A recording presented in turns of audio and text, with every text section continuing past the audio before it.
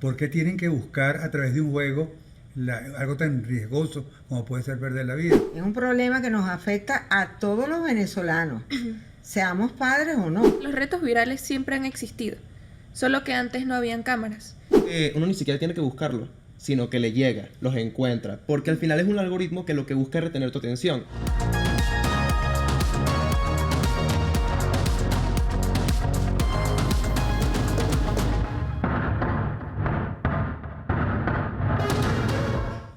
Los desafíos virales en las redes sociales se han convertido en un verdadero dolor de cabeza para padres y docentes. En nuestra mesa de análisis en Abriendo Puertas vamos a poner la lupa en este tema. Y para ello, en esta conversación nos acompañan Oscar Misle, director de SECODAV, Ana Caterina Figueroa, una joven de 19 años, Aaron Marcano, joven también, que nos van a ayudar un poco a entender el problema desde la óptica de ellos, que en los jóvenes, niños y niñas es que está pasando esta situación. Cuando un niño, una niña y un adolescente se mete en las redes sociales actualmente para ver los retos virales, lo hace para conseguir reconocimiento, para tener interacción entre los demás niños y los jóvenes, ¿no? Y para darse a conocer a través de un reto viral. Vamos a empezar con Oscar. Oscar, desde SECODAV, los casos que se están presentando, que tú los has vivido. Primero que nada, gracias. Es un placer poder estar acá.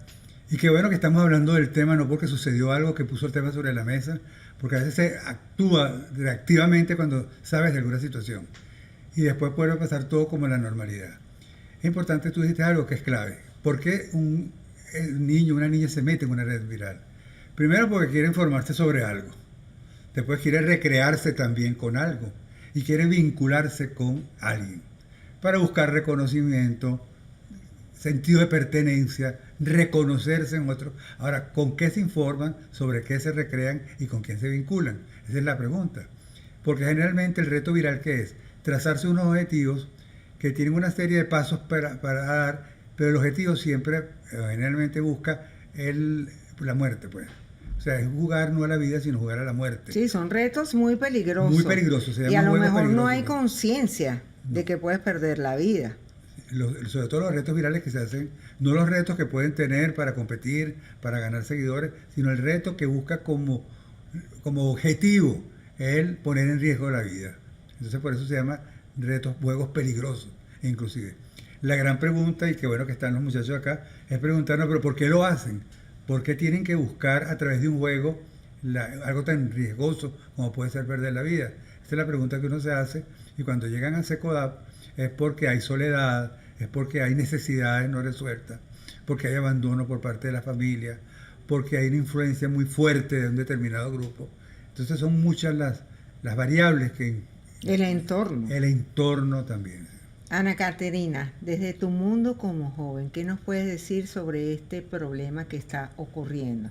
Es un problema que nos afecta a todos los venezolanos, seamos padres o no.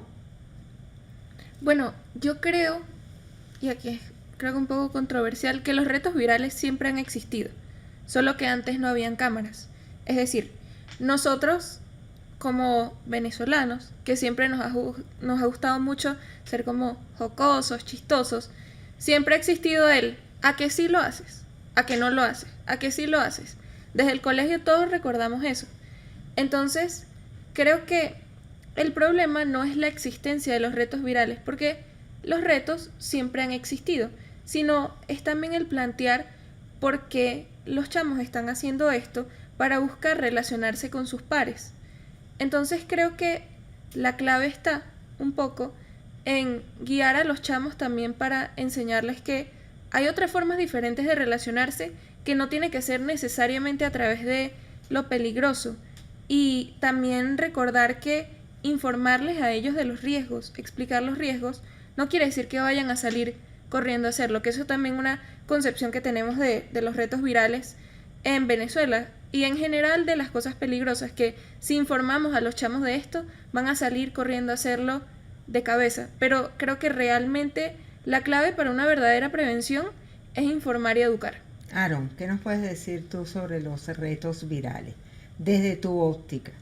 Un joven que además aspira a estudiar comunicación social. Bueno, ciertamente, gracias de verdad por la oportunidad. Estoy muy de acuerdo con lo que comenta Ana, porque ciertamente los retos, como muchas cosas que pasan en la actualidad, no son nuevos, no son Disculpe, algo tan ¿ustedes se han reciente. metido? ¿Ustedes se han metido en las redes sociales para ver los retos virales?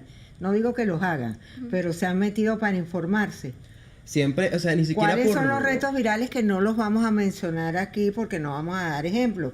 Pero se han metido para ver cuáles son los retos virales que, por ejemplo, en las redes se proponen, que se proponen muchísimo. Bueno, algo interesante es que ciertamente con cómo funcionan las redes actuales es que uno ni siquiera tiene que buscarlo, sino que le llega, los encuentra, porque al final es un algoritmo que lo que busca es retener tu atención.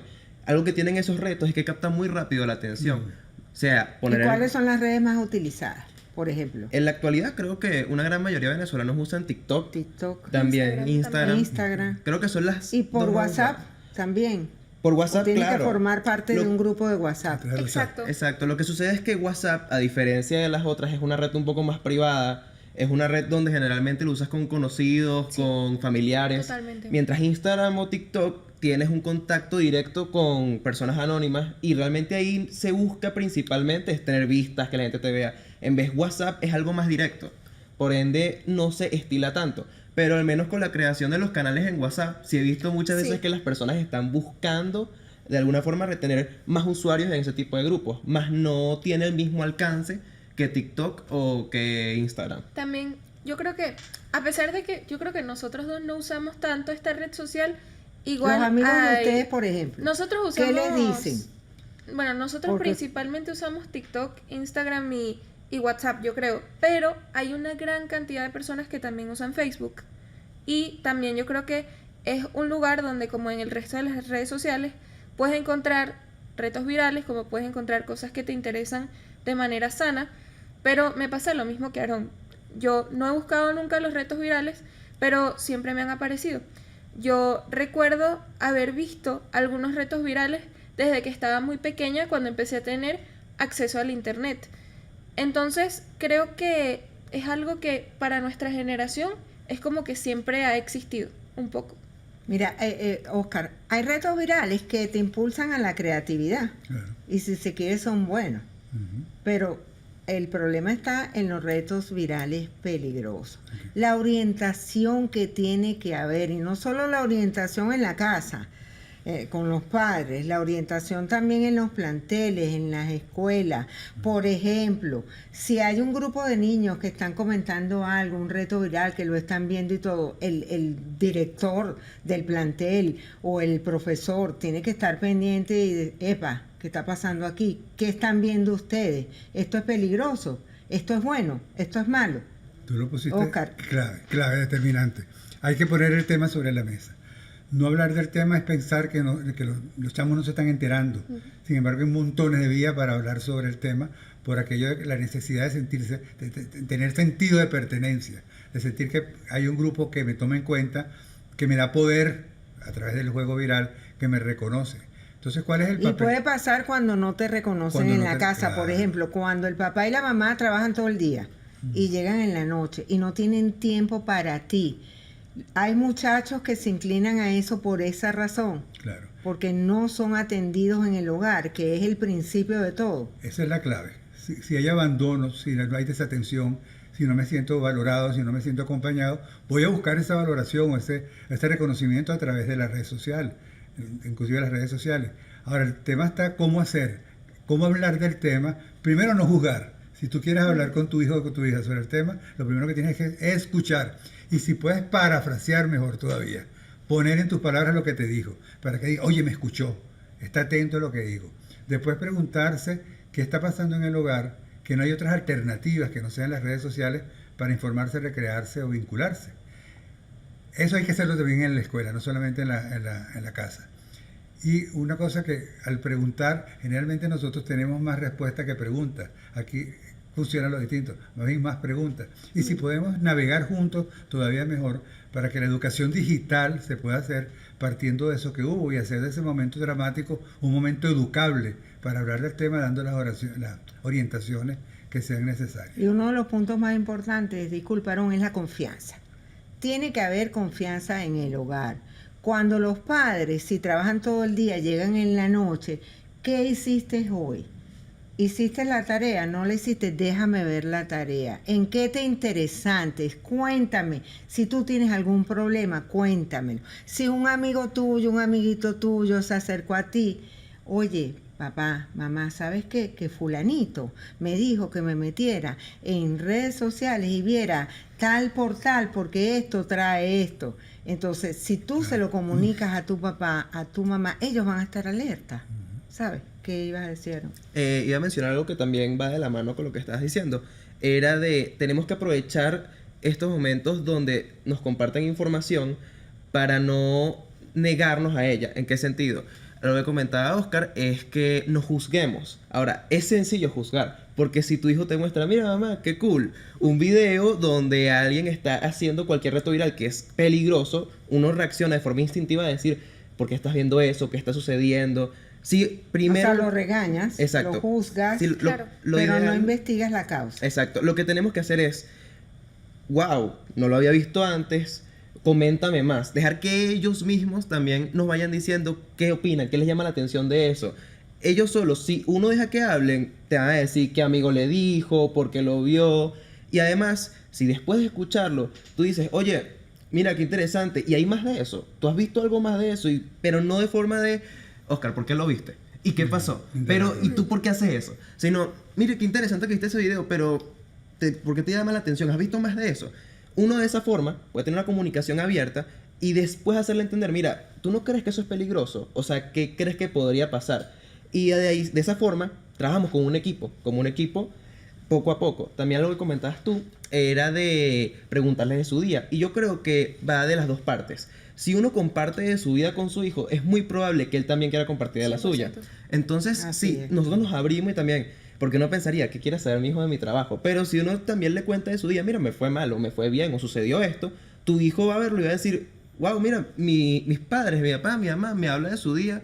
Yo me siento bien como para poder compartir algo de mí. Pero si solamente viene de uno de los lados, ¿cómo podemos esperar que ellos sientan esa confianza? Oscar, usted está manejando cifras sobre esta situación. ¿Qué está haciendo SECODAP en estos momentos para enfrentar este problema? Cifras no tenemos actualizadas, no tenemos, porque es difícil tener data sobre eso, porque generalmente cuando se va a la consulta no se va por el reto viral, sino por la consecuencia, depresión, angustia, ansiedad, ¿no? Trastornos del estado anímico. Lo que sí está haciendo... O sea, SECODAP, cuando ya hay el problema. cuando hay el problema y cuando se supo del problema por la viralidad que tuvo. Lo que sí tenemos es la incidencia de consulta por agresiones virtuales o a través de la tecnología, sí tenemos frecuente. Entre las principales causas de consulta está el tema de las agresiones verbales a través de los diferentes medios tecnológicos. Creo que con esto que comentaba Oscar hace rato y parte de lo que estaban diciendo, me parece sumamente importante como para atacar este tema, el acompañamiento. El acompañamiento es crucial. O sea, la prevención. Sí, pero Medidas de prevención. totalmente, pero desde el acompañamiento. Es decir, nosotros ponemos una imagen como muy clara para verlo, que, por ejemplo, cuando un niño está muy pequeño, nosotros no lo soltamos solo en una selva, o en una zona muy peligrosa de la ciudad, o en una zona muy concurrida de la ciudad. No lo soltamos solo y le decimos, mira, anda a explorar tú solo y después me cuentas qué tal te va. La misma lógica aplica para el internet y para las redes sociales. Nosotros no podemos darle a nuestros hijos el teléfono, la tablet, la computadora y decirles, vayan, exploren este mundo y después me cuentan qué tal, porque es más o menos los mismos riesgos a los que nos enfrentamos en la selva, en una zona muy Sí, peligrosa. porque el teléfono o la tablet puede ser un instrumento maravilloso para buscar Exacto. información, para estudiar, de muchos temas que tú quieras incluso investigar, pero también puede ser peligroso. Cuando de allí pasas a otro terreno y empiezas a ver otras cosas que no debes ver. Entonces es como nos toca trabajarlo con niños, un poco para ver lo que significan las redes sociales y los riesgos. Yo les pregunto, vamos a ver, ¿para qué sirve un martillo? Obvio, clavar un clavo, poner un cuadro, hacer una repisa. Para martillar. Sí, pero si yo le doy con el martillo, la herramienta la estoy utilizando, que está hecha para construir, para destruir. También las tecnologías son herramientas, y como son herramientas, hay que saberlas utilizar. Tú ponías algo sobre la inteligencia artificial interesante. Eso le iba a preguntar ahorita. ¿Cómo se está utilizando la inteligencia artificial en los retos virales? ¿Se está utilizando y cómo? ¿Qué saben ustedes? Bueno, en mi caso, yo no la he visto honestamente aplicada directamente para el tema de retos virales, pero sí algo que he visto desde, bueno, hace más o menos 2 años que empezó como todo este auge de la inteligencia artificial y que está en boga, el uso irresponsable de la inteligencia artificial lo he visto completamente, especialmente en la educación, pero también como herramienta de acompañamiento, entre comillas, psicológico, digamos. Hay muchas personas que usan la inteligencia artificial como confidente, como terapeuta, en vez de, bueno, hablar con una persona real, una persona de carne y hueso al respecto. Van hacia las herramientas de inteligencia artificial y conversan con estas herramientas. La cuestión es que, como escribimos anteriormente, no son personas, tampoco son personas especializadas, no son personal de la salud calificado para tratar con temas de salud mental, y las respuestas que arroja son en base a las mismas cosas con las que tú lo alimentas. Entonces, tiende a estar sesgado, tiende a concordar contigo y puede llevar a resultados devastadores. Entonces creo que en esa parte puede ser peligroso. Mal usada la inteligencia artificial, así en estos casos como tú dices. Es como... Hablas con una persona, le dices todas tus cosas a esa persona, pero eso es una figura que no es real. Es como el ejemplo que ponía Oscar del martillo. Es lo mismo aplica para la inteligencia artificial. Si lo usamos para construir, pues es una herramienta que nos ayuda, pero si lo usamos para destruir todo, pues es una herramienta que puede ser devastadora.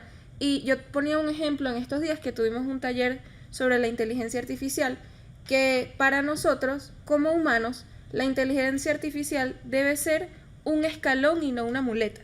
Es decir, no tiene que ser algo con lo que usemos, cuestión de que si dejamos de usarlo nos caemos y ya no sabemos cómo caminar, sino que tiene que ser ese escalón que nos impulse a desarrollar más nuestra capacidad de análisis, a desarrollar más nuestra capacidad de escritura, de creatividad, que es lo que nos hace humanos. Entonces creo que la clave en ambos temas, tanto retos virales como inteligencia artificial, es ese acompañamiento y esa guía. Por ejemplo, a pesar de que cuando yo estaba más pequeña no existía la inteligencia artificial ni las redes sociales como las conocemos hoy, igual estaba muy presente la tecnología. Y algo que hacía mi mamá, por ejemplo, es que cuando yo me sentaba con el teléfono o incluso cuando me sentaba con la televisión, ¿qué hacía ella? ¡Ay! ¿Qué es ese video tan interesante que estás viendo? Oye, ¿cuál es esa canción que estás escuchando? ¿De qué se trata? Oye, ¿este programa de televisión de qué trata? Te estaba monitoreando. Me estaba monitoreando, no te estabas dando cuenta. Pero yo lo que pensaba era, wow, a mi mamá le encanta ver las comiquitas. Mi mamá ama ver comiquitas. Eso era lo que... No, ya me lo confesó después de muchos años, ahorita a los 19, que ella no le encantaba ver comiquitas. Ahora, hay que ofrecer alternativas saludables. Claro, totalmente. Para mantenerlos alejados de los retos virales y sobre todo los retos virales que son peligrosos. Por ejemplo, no vamos a poner aquí ejemplo porque, bueno, no tenemos que darle idea a los jóvenes, niños y niñas, pero por ejemplo, uno de los retos virales más sencillos que yo puedo poner aquí como ejemplo es el del tobo lleno de hielo, full de hielo, que te lo echas en la cabeza y en todo el cuerpo. Así hay unos retos virales espantosos que tú puedes leer en Google, pero que te imaginas, no te puedes imaginar que un niño, una niña, un adolescente puede llegar a eso, ¿sabes? Ahora hablaron que lo tenemos ahí, que no ha hablado mucho. Algo que dijo Ana que me parece muy interesante es que aunque la inteligencia artificial no vaya de la mano completamente con los retos virales, sí puede potenciar el daño que pueden hacer. ¿A qué me refiero con esto? Hablamos de acompañamiento. Ahora, cuando decimos inteligencia artificial, generalmente nos referimos a los chats que hay actualmente, porque la inteligencia artificial es un término muy amplio. Entonces, cuando lo defines, realmente no sabemos de qué hablamos. ¿Qué existe ahorita? Existen muchos modelos de inteligencia artificial que utilizan el formato de un chat, como puede ser en WhatsApp, y tú piensas o sientes que estás hablando con otra persona. Al final del día solamente es un modelo de lenguaje que está extrayendo información para darte una respuesta y siempre va a intentar darte la razón, va a darte la ventaja de lo que estás diciendo. Ahora demos un caso al azar, que puede ser cualquier chico. Ve un reto viral, sus padres no se comunican con él, lo juzgan, le cierran las puertas a una comunicación con ellos. No entienden qué es lo que le interesa. Entonces, ¿con quién va a ir él? Con sus amigos. Y ahora, con lo fácil que es tener un chat. Pregunta. Y ¿qué sobre deberían todo, hacer? disculpa que te interrumpa, cuando los padres están divorciados, allí el hijo o vive con la mamá o vive con el papá. Y está todo el drama de que en su familia hay un divorcio, sus padres están divorciados. Sigue. Entonces, por ejemplo, como dices, puede ser un reto viral, puede ser un divorcio, puede ser un problema en la familia. Entonces, ese chat o esa inteligencia artificial pasa a ser la terapia o el acompañamiento que no tiene. ¿Y eso por qué es peligroso? Porque por más que parezca muy humano lo que nos está comentando, él está hecho para dar respuestas, no necesariamente que te sirvan, sino que te gusten. Entonces, si tiene que darte la razón para que te sientas bien, lo va a hacer. ¿Qué sucede? Esto lo he intentado moderar. Siempre se intenta dar una moderación para que no te dé consejos que no debería de. Pero siempre puedes decir, es por una tarea. O es que Exacto. quiero ver qué pasa si hago un chiste de que si hago el reto en verdad. ¿Qué sucede? La inteligencia artificial, como tal, por sí sola, no es que tenga que ser peligrosa, pero va a potenciar lo que vayas a preguntarle, lo que vayas a intentar hacer. Ella te va a ayudar. Y en tema de moralidad, no va a poder balancearlo, porque al final del día no es una persona, no es una inteligencia, es un modelo de lenguaje. Por ende, si en internet dice los top 5 retos virales que tal y tal, ella va a extraer, va a digerir la información y te lo va a mandar. Por eso es que es importante acompañar y por eso es que es importante no cerrar las puertas a la comunicación y sobre todo a edades tempranas. Porque hablamos de chicos pequeños, pero si por ejemplo hablamos de adolescentes en retos virales y nosotros tenemos una comunicación muy complicada desde un inicio donde los padres no comparten con su chico, entonces cuando sea un adolescente y esté buscando libertad, quiera hacer cosas distintas. Ser reconocido, Autonomía. interacción con otras Independencia. personas. Exacto. Sí, bueno, ya estamos terminando este podcast.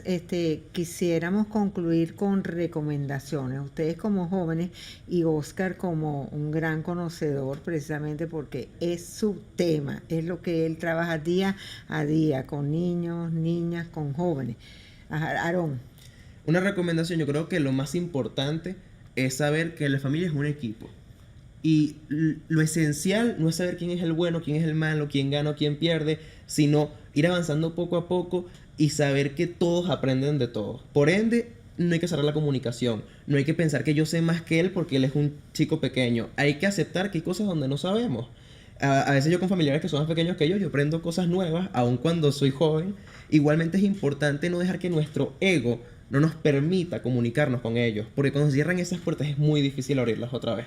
Ana Caterina. Yo creo que una clave muy importante es escuchar activamente y también educarnos como adultos, como padres, como profesores en tecnología, en redes sociales, en inteligencia artificial. Hay muchos padres, muchos adultos que dicen Que conocen no, es además la tecnología. que mi hijo sabe más que yo cómo usar ese teléfono. Eso me parece un error enorme.